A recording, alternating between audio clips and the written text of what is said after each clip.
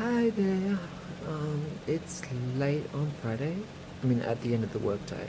It's about 7:25, and it's really warm still. Like, I think we reached a maximum of 35, and we have a lot of humidity in this city as well. So it always feels like even more than the recorded temperature.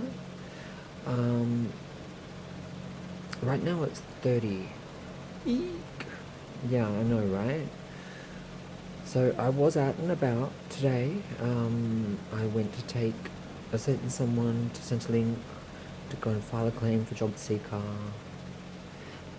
and we'll see how that goes because since 2019 the government has imposed a 4-year waiting period if you're even a holder of permanent residency.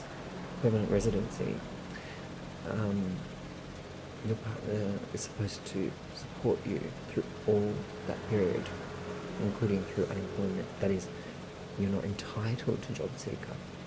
This change came about, I want to say, in 2019, and basically it was the then coalition conservative government's attempt to siphon off billions of dollars and reinvest it in infrastructure on the offshore detention centre in Nauru. Of course, very cynical, right? I mean, robbing from the welfare of migrants to refortify the prison island.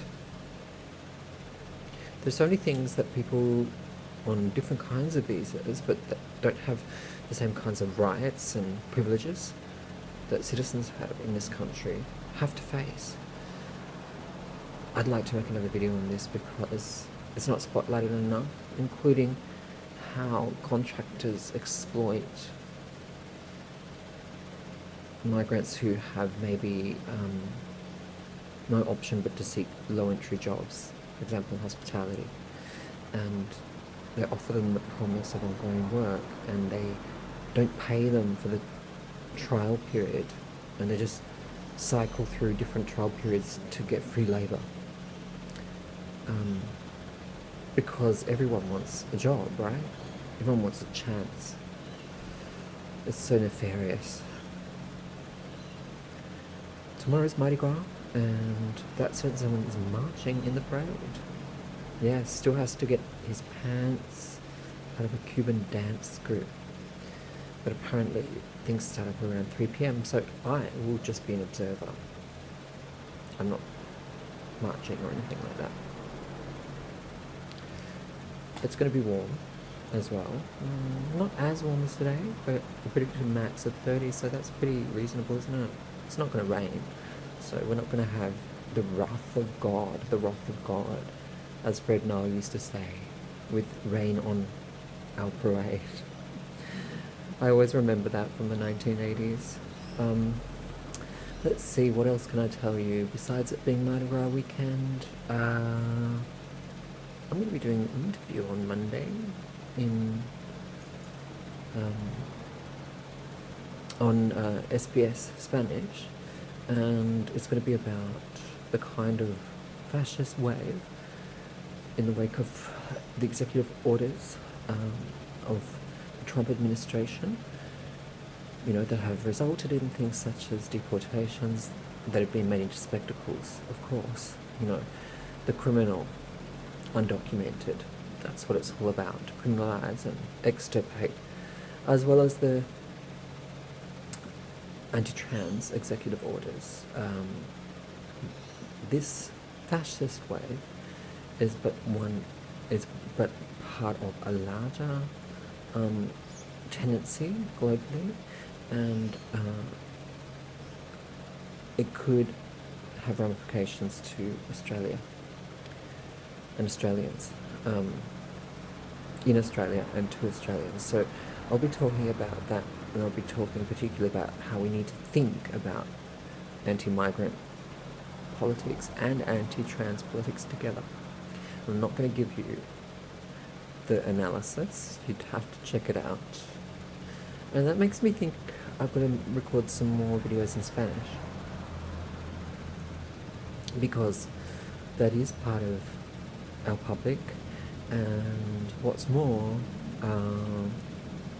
even the video I circulated about the organisation Transjustice was in English, but I could easily record more in Espanol.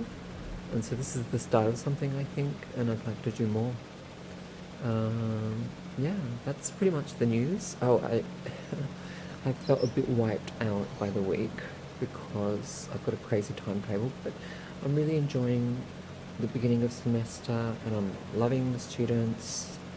I'm loving teaching again in social movements, and also experiencing Multicultural Australia.